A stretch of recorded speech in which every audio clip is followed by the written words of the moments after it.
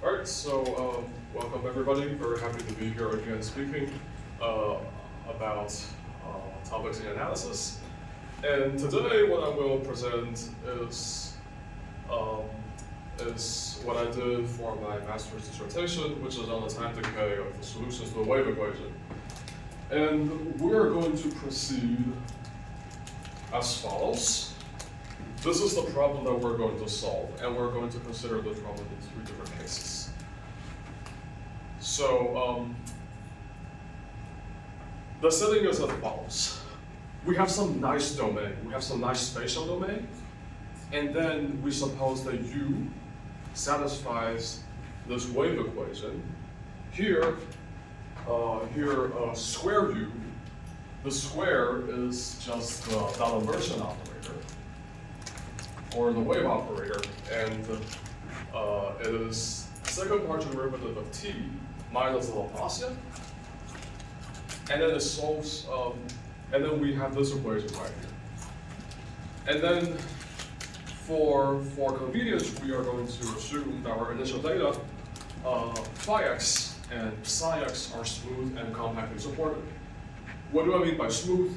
By smooth, I just mean C infinity. Okay? And by compactly supported, what I mean by that is phi x and psi x are zero outside some ball of radius, let's say r. And what I want to understand is the decay of U as t going to infinity. So now, before really proceeding any further, let me tell you what this work is not about. So first of all, we're not doing any kind of numerics here. We're not doing numerical approximations. And secondly, we're not really doing regularity estimates. So throughout this presentation, U will be assumed to be smooth. It is perhaps maybe not the most optimal space to consider all your solutions, but for us, this is enough. All right, so our setting will be the following. So in the first case, we say W is the whole space Rn, and F is identically 0. And in that case, we're reduced to the linear wave equation case. And then we can recover explicit formulas using so-called spherical averages, and this is going to follow the books of Evans, Jones, and Strauss. For n equals 3, and W is some, so W is Rn minus some compact and star-shaped domain. So this is your, if this is Rn, then W is Rn minus this compact omega. It is also assumed to be star-shaped for reasons that will become apparent later on. And this will model, let's say, any kind of flow past a solid obstacle in R3. This case was first, this case was first explored by Kathleen Morawitz in her 1960 works. And lastly, we're going to really consider a nonlinear wave equation where F is allowed to depend on U and its derivatives. This would give rise to the so-called Klein-Sobolev inequality, and later on the null condition discovered by Sergei Klein-Lund and Dimitrios Christodoulou in the 1980s. All right, so this is our first case where we only have the linear wave equation in the whole of Rn. So these are our explicit solutions. This one, as we can see here, this one is for odd dimensions, and this one is for even dimensions. Well, they are really long, and the derivation is even longer. I can tell you that. For time constraint, we're going to skip the derivation. What I would like, however, to say is that you can see that these are actually smooth. And more importantly, you see, for every t positive, they exist for all times. And this is a really important observation because it is not even obvious that when you have a solution, whether it can or cannot exist for all times. Later on, we will see that, okay, well, here we have the explicit solutions. And then from the explicit solutions, we can derive time decay. Later on, we're going to use time decay to prove the existence of a global in-time solution. More on that later. But from those, we can already kind of see some sort of time decay. And we can see we have these 1 over t terms in both formulas. And a computation would give this sort of decay. Now notice this decay is uniform. It doesn't depend on your position. It doesn't depend on x at all. And we see that if n is 1 in particular, if n is 1, then half n minus 1 is 0, and there's actually no wave decay. And this is consistent with D'Alembert solution in 1 dimension, in which case you only have a left traveling and a right traveling curve, and that is not decaying. The way how you can see these, how you can see this decay estimate, is to just notice that when you differentiate under this integral sign, it doesn't produce additional factors of t, and due to that, the decay will be just the leading order term in this 1 over t. And that is how we get it. Okay, that doesn't look to be too difficult. However, very unfortunately, often when you solve, let's say, wave equation in any arbitrary region that is smooth enough and nice enough, you can't even guarantee that you can find an explicit form of your solution. So in that case, if you want to derive any sort of time decay, you need more advanced arsenal, you need better machinery. So what Kathleen Moravec did is to use energy estimates. And here are 2 fundamental results that her work are based on. So the first one is energy conservation, which tells you that this EU defined using these L2 norms is actually constant in time. It has no time dependence. And here this nabla just stands for the gradient in x. In addition, we also have a so-called finite propagation speed. This is intuitively obvious. So we know that there's nothing that really moves faster than the speed of light in vacuum. And that is your finite propagation speed. That is the speed of light. So mathematically, and in the context of wave equations, what it means that if U is a solution to the wave equation, that is the linear homogeneous wave equation, then your solution at any given time and position can only depend on your initial data in this cone. And what is this cone? This cone is simply, this is just a light cone emanating from T prime and X prime. In particular, if your initial data are completely 0 in the light cone, then U is identically 0.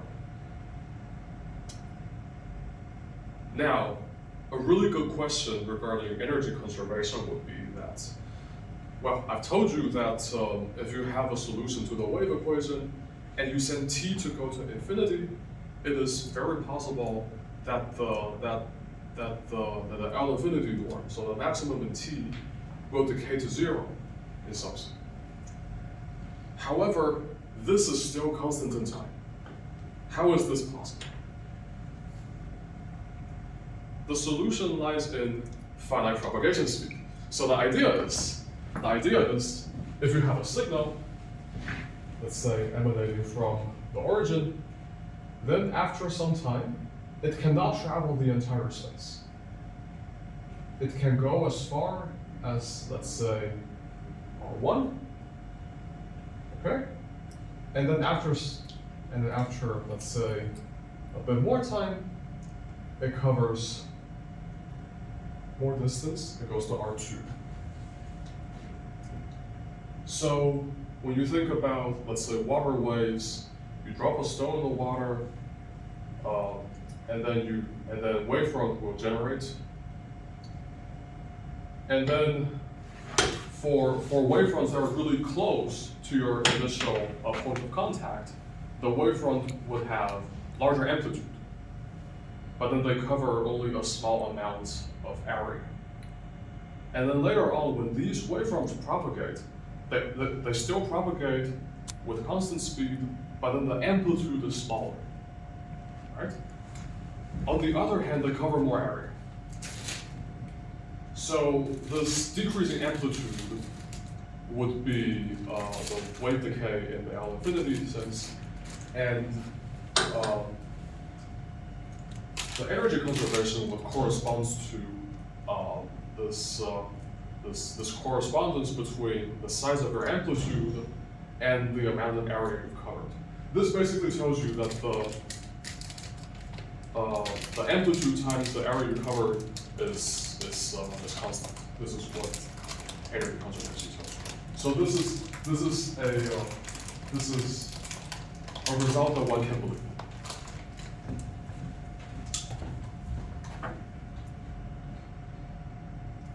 All right. So this is from the first of the two model-X work that I'm going to discuss. And she used a very, very amazing technique called integration by parts.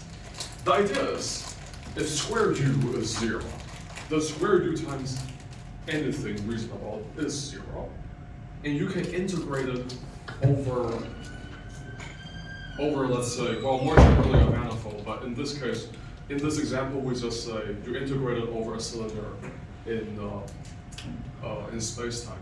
So now omega is our compact set in R3. And through integration by parts, we're going to obtain terms that look like these. And you will arrive in terms that look like that. Why is this less or equal to 0, you may ask? So here, n, if you have this obstacle here, we say that n would just be the inward pointing normal. And given sufficient boundary regularity, what star-shaped domains have is the property that you take any point x on the boundary, and then you dot it as a dot product with your inner unit vector, with your inner unit normal n. This is always non-positive. And equivalently, if this n is an outer unit normal, this will be non-negative. And these terms, well, because these are non-positive, when you move these guys to the right-hand side, they become positive. And this is how you are going to get the energy estimate that looks like this. So the energy of U decays like 1 over T. How do we get from this to wave decay? This is. So this is the idea. Because UT can also solve our problem that we prescribed in the beginning, and model has been able to prove this kind of estimate, then since we can also uniquely write U as WT, where WT squared also decays as 1 over T, you combine this result and you combine that result to get net decay of order T to the power of -1/2. notice this is still just a pointwise result. You need to know where x1, x2, and x3 is. So you need to know the spatial coordinates. And moreover, this decay is quite slow. It's not really good. It is some sort of decay, but it's not really a good decay. Until 5 years later, we found a much better decay. It is still a local result, but now this time the decay is much faster. The decay is exponential. So the idea here is to use energy.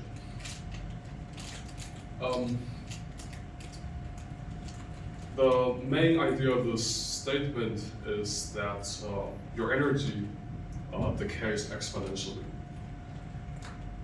But it is a bit unfortunate that this is still only a local result. You cannot take, so D is fixed to be some compact subset of R3. You cannot take D to be R3. Why?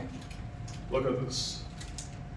So we have to say if the support of your energy function is contained in some ball of radius R0, we need this condition to have this estimate. But then if D is unbounded, then this R0 will blow up. And unfortunately, this constant beta, which depends on R0, will also blow up. So this is still just a local result. Nonetheless, this is a much better decay than T to the power of -12. So this is a significant improvement. This is for all shape D? This is for star-shaped. Only star-shaped, right? Star-shaped. So for example, if you have let's say a horseshoe that looks like that. What's the decay in that case? The decay in that case was not investigated by Moravec at all. Okay. Yeah, and unfortunately, I don't even know whether you really have decay because You have decay. you still have decay. You always have logarithm decay. Logarithm. So any kind of compound. I see. Because for these sets, intuitively the problem is, okay, anywhere outside of this region it's fine, but in this region, your flow might go like this, and then does weird things. The flow cannot flow like that. If the flow is more like bouncing up and down. Okay, it bounces up and down. Okay. But if you have a star-shaped domain, then this thing does not happen. By the way, I mean the logarithm decay is the Walker's 77. Walker 77. All right, thanks. Okay. So after Moravec's work, people have kept working on wave decay estimates, and here I will present to the work by Sergio Klein and Wan in 1985. So the idea is to use a so-called weighted Sobolev embedding to get time decay. Does everybody here knows what is a Sobolev embedding? Some knows. Okay. So a Sobolev embedding, the idea of a Sobolev embedding is you have, let's say, the L infinity norm of U. You want to bound this by C times U, and then you have some Sobolev norm, and then this is just a sum of its derivatives. Now, if you can add somehow an extra function to the right that decays in time.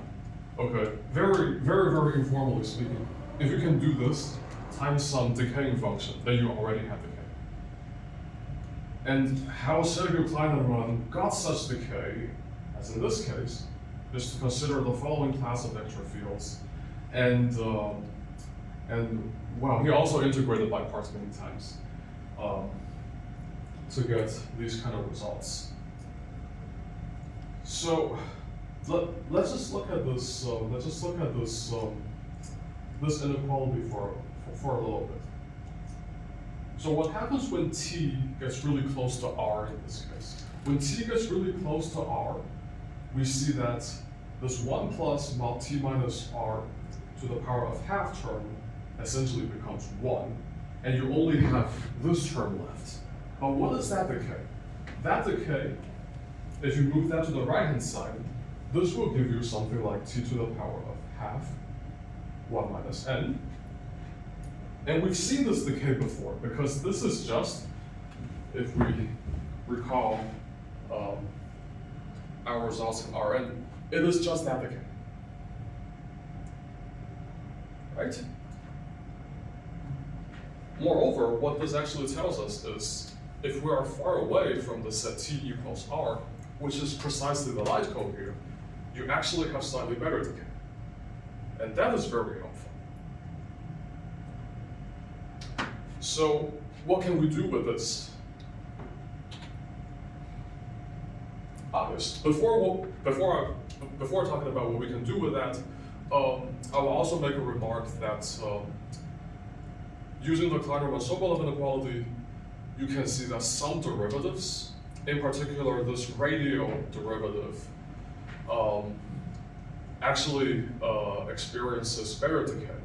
So if you define your radial derivative as the partial v, and then you have this angular part, you have this angular derivative thing, and then you sum them up, and then you define that to be r partial u squared, then you see that actually this object decays even better. Notice, if we look at this formula, and we are away from, let's say we're away from the light cone, then both of these two terms are significant, and in total you will get decay of order t to the power of n over 2, as we can see from this term. This is the same as the previous decay estimate in the Kleinerman-Sokolov inequality. However, now if you are really close to the light cone, this term vanishes, but this term stays. And then here, your decay estimate will be t to the power of minus 1 over n, minus 1 minus n over 2, which is better than what we had. Okay? All right. And I think now we can talk about the big application that Kleinerman manages to prove. So if we consider this this wave map equation, which is a system of nonlinear wave equations, but then now we can just consider them component by component. What Kleinerman proved is a more general statement than this, but this statement tells us that if n equals 4, so you're in 4 dimensions spatially, and then we have smooth, compactly supported initial data, and furthermore, if they are small in this sense, so in the L2 sense, they are smaller than epsilon, which is very small, then you can choose epsilon naught, so that if your epsilon is lesser or equal to epsilon naught, this wave map equation has a smooth solution U for all time. Now, I have already said that what's special about the dimension 4? What is special about the dimension 4 is, if we go back to the Kleinerman-Sokolov inequality, you see, in particular, let's compare dimensions 4 and 3. Suppose that we're really close to the light cone, so this term drops out. If we're in dimension 4, then 4 minus 1 over 2 is 3 halves, and then when you take this to the right-hand side, you will see that we have decay of order t to the power of minus 3 halves. This is time integral. Okay? Whereas, if n is 3, then you would only have time decay of order t to the power of minus 1, and that is not time integral. Therefore, it is your theorem, not your theorem. Kleinerman theorem basically works for all dimension which is greater than or equal to 4. That is right. That is right. And with an extra condition, they can also work for dimension n equals 3. More on that later.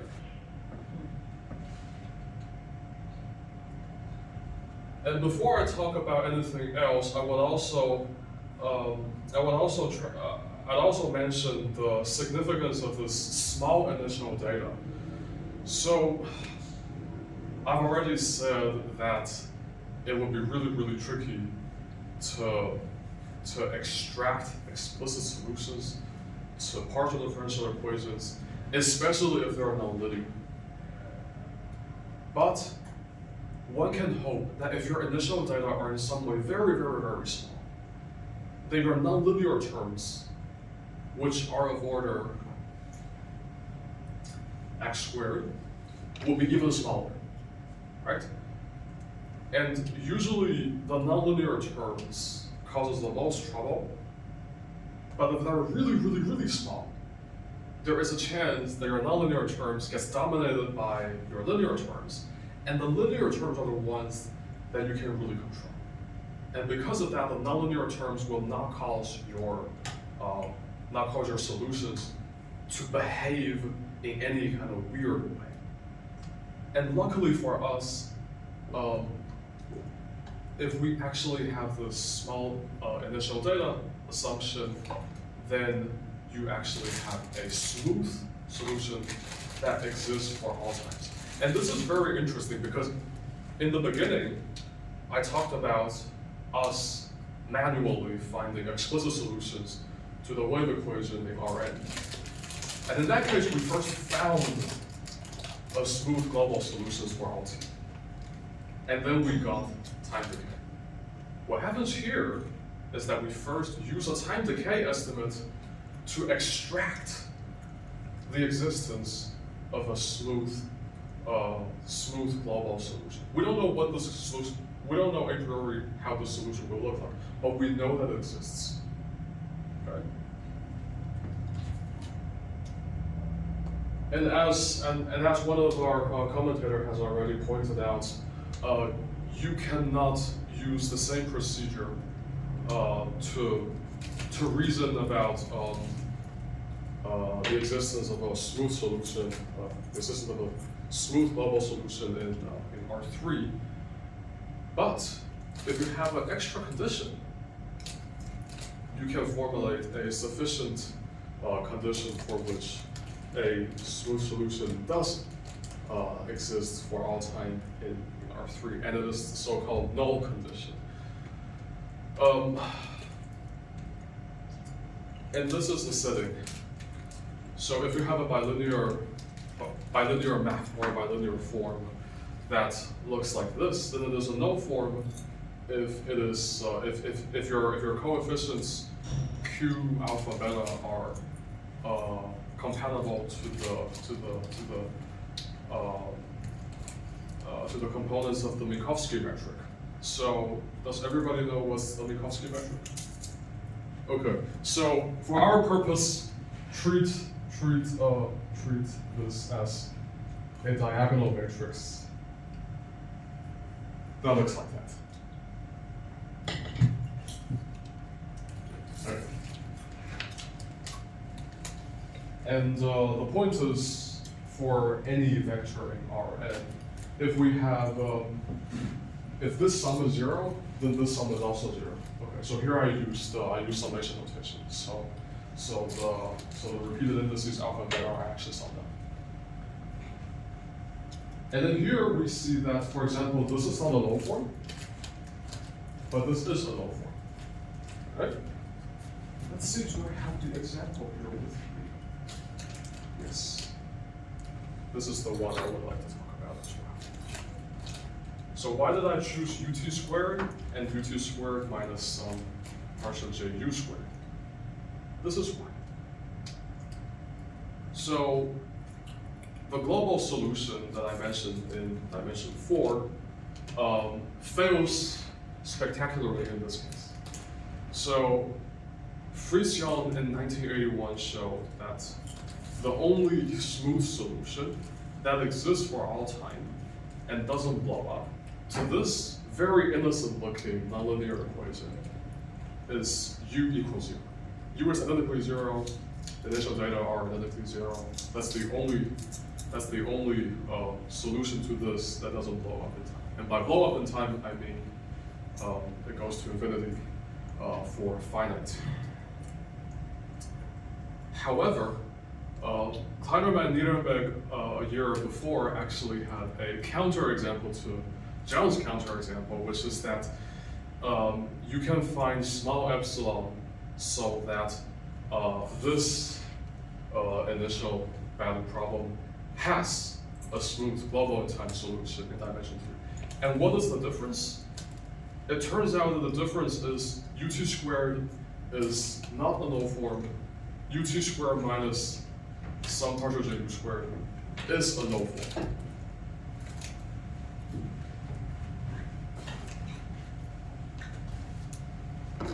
What is really important about null forms is actually this estimate. So, what does it mean?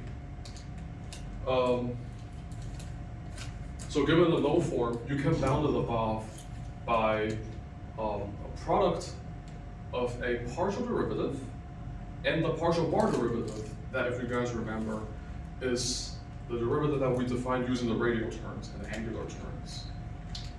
And it turns out that if you have one of those derivatives and one of those derivatives, we're in good shape. And you can always do this estimate for a null form. On the other hand, for the ut squared case, you actually have two of these guys, and you're in trouble, and you're really in trouble. And a relation to the wave map is that the wave map equations that we have seen here, this actually still, given the same assumptions as we have in this slide, we would still have a smooth global solution in dimension 3. And this is also a specific case of a bigger theorem improved by Kleinerman and quasiliear. And with that, I will conclude my talk by citing some of the references. So the first three books, these are all textbooks by Evans, Yohn, and Strauss.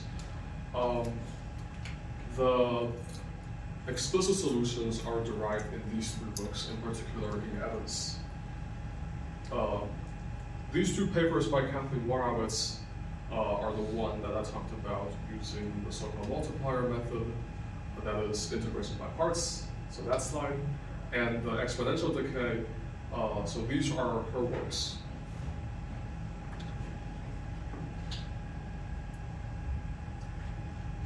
And here are some further references that I used. So Christopher Soge and Jonathan Lute, these are both textbooks from which I learned from. This paper by Sergio Kleinerman in 1985 is the first time when he introduced commuting vector fields and his Kleinerman-Sobolev inequality.